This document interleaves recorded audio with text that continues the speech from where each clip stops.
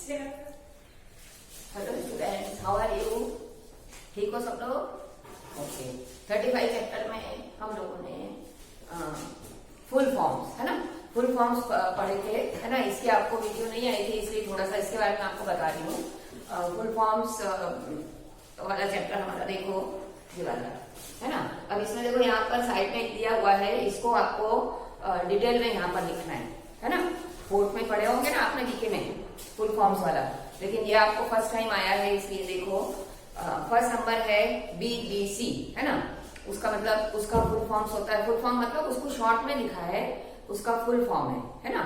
उसको पूरा हम लोग पढ़ेंगे तो किस प्रकार से पढ़ सकते हैं, ब्रिटिश ब्रॉडकास्टिंग कॉर्पोरेशन, ठीक है।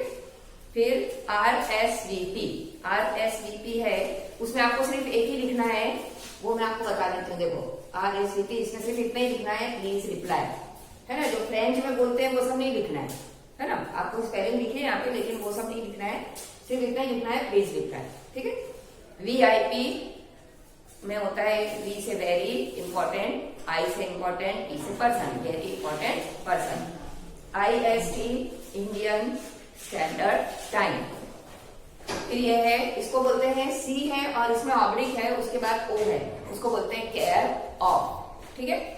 फिर उसका देखो GMT Greenwich mean time, okay. LTD limited, VS versus PA per annum मतलब होता है ईयर, है ना, पर ईयर, ठीक है। फिर है PTO, उसको बोलेंगे please turn over. IE that is, ये आपको ये इतना ही याद करना है, दैट इज, ठीक है। लैटिन में जो लिखा है वो सब नहीं लिखेगा आपने को, भले आपको इंग्लिश की स्पेलिंग है, लेकिन लैटिन में उसको ऐसे प्रोनाउंस करते हैं, तो वो आपको उस तरह से नहीं लिखना है। IG फॉर एग्जाम्पल, उसमें भी खाली फॉर एग्जाम्पल ही लर्न करना है। ETC एक्सेट्रा हम लोग बोलते हैं ना, उसमें आता है एंड अदर थिंग्स, है ना। फिर है FM फ्रीक्वेंसी मॉड्यूलेशन, है ना। उसके बाद है YMCA का फुल फॉर्म होता है यंग मेंस क्रिश्चियन एसोसिएशन, ठीक है। एक एक से इस टाइप से आपको करना है। तो ये जो ब्रैकेट वाले आपको बता देती हूँ, ये जो ब्रैकेट में जो लिखे हुए हैं वो सब नहीं लिखना है, जो इसके बाहर लिखे हुए हैं वो वाले लिखना है, ठीक है। फिर एक और फुल फॉर्म लिख लेना, the full form of www। आपने इसमें कंप्यूटर में देखा होगा www.com हम लोग लिखते हैं ना, तो इस तरीके से www का क्या मतलब होता है, उसका फुल फॉर्म होता है वर्ल्ड वाइड वेब, ठीक है, उसका फुल फॉर्म होता है। आ गया समझ में? अब आज हम लोग जो है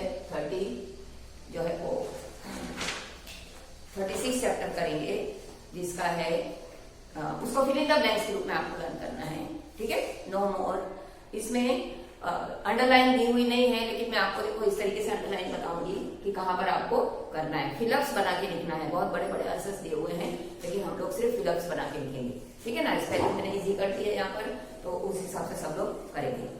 फर्स्ट वाले में देखो, गांधी जी ने जो है एक स्टोरी अपनी ऑटोबायोग्राफी लिखी थी, है ना, खुद के बारे में। उस दिन मैंने समझाया था आपको ऑटोबायोग्राफी किसको बोलते हैं, आत्मकथा है, जिसको हम लोग व्यक्ति खुद अपने बारे में लिखता है, ठीक है। तो उन्होंने अपनी ऑटोबायोग्राफी लिखी थी, मतलब तो उसका नाम था the story of my experiments with truth, है ना। उसको गुजराती में बोलते हैं सत्य, हिंदी में बोलते हैं सत्य के प्रयोग, है ना। उसमें उन्होंने अपने अनुभव लिखे थे बहुत सारे, जो उनको उनके जीवन में अनुभव मिले, आया समझ। तो इस ऑटोबायोग्राफी ऑफ किसकी थी? महात्मा गांधी, ठीक है। It is written in very simple language, उन्होंने उसमें बहुत सिंपल लैंग्वेज में लिखा है। It is a great source of information about how he used to satyagraha, है ना, as a means of non violent struggle for independence, है ना। तो सत्य के प्रयोग जब उन्होंने लिखे तो तभी तो वो सत्याग्रह कर पाए थे ना, सत्याग्रह किया, आंदोलन किए, तभी तो हमारे देश में से अंग्रेजों को उन्होंने भगाया था, है ना, दूर किया था, है ना। तो ये बुक जो है उन्होंने उसमें लिखी थी। आ गया संजय? तो इसमें आपको जहां जहां अंडरलाइन है वो आपको फिलअप्स है उसमें। फिर है Vikram Seth is a poet, novelist and traveller writer for the verse novel the Golden Gate, है ना, and his epic novel a suitable boy. तो विक्रम सेठ जो है एक पोएट थे, एक नॉवेलिस्ट थे। नॉवेलिस्ट मतलब होता है जो नॉवेल लिखते हैं, बराबर है ना। तो जैसे बुक लिखते हैं वो ऑथर कहलाते हैं, है ना। तो नॉवेल लिखते हैं उनको क्या क्या बोलते हैं, नॉवेलिस्ट, ठीक है। तो विक्रम सेठ जो थे उन्होंने लिखा था एक नॉवेल, उन्होंने लिखा था द गोल्डन गेट, जिसका नाम था, जिसके लिए वो बहुत फेमस हुए।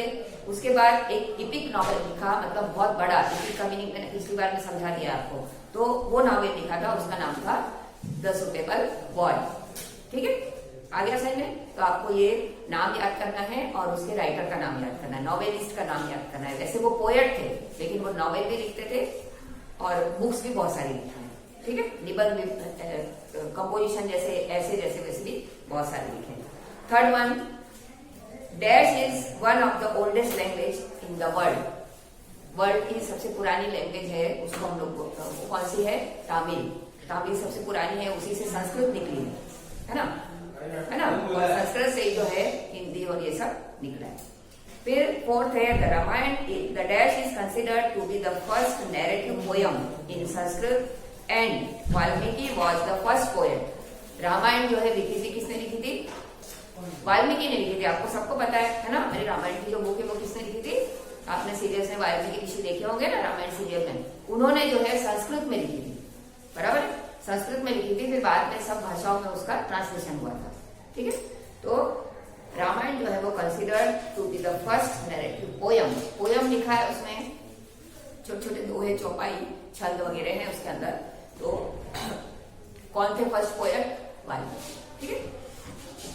5 नंबर, there are more than 2000 dialects in our country.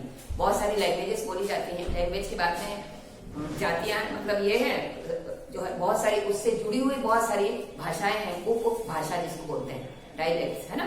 जैसे आप गुजराती बोलते हो तो गुजराती आप यहाँ पे बोलते हो तो एकदम थोड़ी स्टैंडर्ड वाली बोलते हो। गांव में आप जाओगे तो बहुत अलग अलग तरीके से, सौराष्ट्र में जाओगे, कहीं पर भी दक्षिण में आप कहीं पर भी जाओगे तो उसकी लैंग्वेज जो है चेंज हो जाती है आपकी, बराबर है।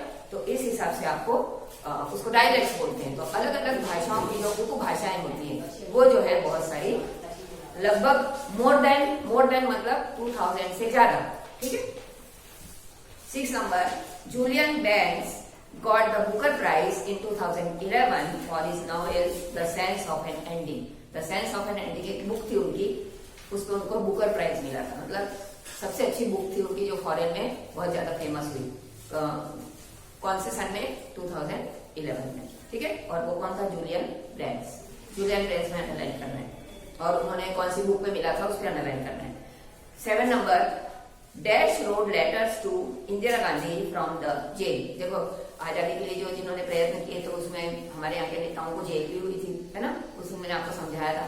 तो जवाहरलाल नेहरू जब जेल में थे तो उन्होंने जो है अपनी बेटी को, इंदिरा गांधी को जो है बहुत सारे लेटर्स लिखे थे अपनी पुत्री को, है ना, जिसका नाम था letters from a father to his daughter. ये उन्होंने पूरा बंच जो है वहां पर भेजा था, उसका नाम ये रखा गया, ठीक है। तो उन्होंने एक बुक बना दी थी उसकी, जो लेटर्स भेजे थे उसकी एक बुक बन गई थी, ठीक है ना।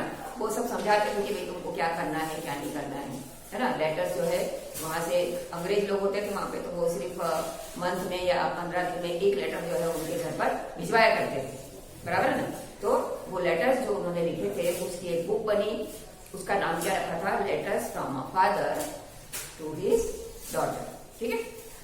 तो इसमें जो अंडरलाइन है वो इसमें कर लेना। 8 number, the Bible is the reading best seller of all time. All time मतलब हमेशा हमेशा जो बुक बिकती है वो कौन सी है, बाइबल, पूरे वर्ल्ड में। क्योंकि बहुत सारी जो क्रिश्चियन कंट्रीज हैं, है ना, हमारे देश में ऐसा है कि अलग अलग धर्मों के लोग रहते हैं, सब अलग अलग अपनी बुक पढ़ते हैं, धार्मिक किताबें पढ़ते हैं, लेकिन सभी जगह जो है बाइबल मोस्टली जो है बाइबल ही पढ़ी जाती है। क्योंकि क्रिश्चियन कंट्री है वो चर्च में जाएंगे, है ना, और चर्च में क्या पढ़ी जाती है, बाइबल पढ़ी जाती है, ठीक है। फिर है 9 number, Katha Sarita Sagar is the oldest collection of stories in India. ये छोटी छोटी स्टोरीज है, जैसे फैबल के बारे में आपको उस दिन समझाया था, है ना, पंचतंत्र की कहानियां हैं, छोटी विष्णु शर्मा ने जिन्होंने लिखी थी वो भी हम पढ़ चुके हैं। तो ये छोटी छोटी जो एनिमल्स की हैं, दूसरी बहुत सारी स्टोरीज होती है ना, जिससे हमको मॉरल मिलता है ना। तो वो स्टोरी जो है सबसे ओल्डेस्ट कलेक्शन है। कलेक्शन मतलब होता है बहुत सारी बुक्स, है ना। तो ये स्टोरीज की बहुत सारी बुक्स हैं जिनसे हमको मॉरल मिलता है, अलग अलग स्टोरीज हैं, तो उसको क्या बोलते हैं, कथा सरिता सागर। आ गया समझ। फिर है over 1000 languages are spoken in the continent of Africa. जैसे हमारे यहाँ का ऊपर पढ़ा आपने कि इंडिया में कितनी बोली जाती है, वैसे ही continent of Africa, Africa continent है ना, तो अफ्रीका में जो है 1000 लैंग्वेज लगभग बोली जाती है, बराबर है। गांव में जो बोली जाती है वो अलग है, शहरों में जो है वो अलग है, ठीक है। 11 नंबर लास्ट देखो, the Mahakumbh Mela is celebrated once in 12 years, जो कि आपने देखा होगा 4 जगह जो है वो लगता है ना, उज्जैन में लगता है, इलाहाबाद में लगता है, कुंभ का मेला का नाम सुना होगा, है ना। तो कुंभ मेला जो है वो कब लगता है, एवरी 12 ईयर्स, बराबर है। उसको बोलते हैं महाकुंभ मेला, जो कि इलाहाबाद और उज्जैन में लगता है, बराबर है। ऐसे छोटे छोटे 6-6 महीने वाले भी लगते हैं, लेकिन बड़े वाले जो है एवरी 12 ईयर्स जो है वो लगते हैं। आया सर में, जैसे मतलब 1991 में लगा था, फिर 2016 में लगा, ऐसे अलग अलग 12 ईयर्स होते जाते हैं और वो मेला वहां पे लगता है। और उसमें बहुत सारे पूरे जो है वो भारत के ऋषि मुनि जितने भी है साधु लोग हैं वो सब आते हैं, उपदेश देते हैं, मतलब पूरा एक मेले जैसा वातावरण होता है, ठीक है ना। 1-1.5 महीने तक लगता है। नदियों में स्नान करते हैं, बहुत शुद्ध मानते हैं, बहुत पवित्र मानते हैं नदियों में स्नान करना। आ गया समझ, महाकुंभ मेला आपको समझ में आ गया, ठीक है। तो वो कब लगता है, आफ्टर एवरी 12 ईयर्स, ठीक है। हो गया क्लियर। तो ये फिलअप्स का आपका चैप्टर है 36, ये आपको इस तरह से फिलअप्स के रूप में लिखना है, ठीक है। तो हमारा ये वीडियो खत्म होता है, बराबर। तो व्यवस्थित तरीके से अच्छी हैंडराइटिंग में लिखना सब लोग, ठीक है।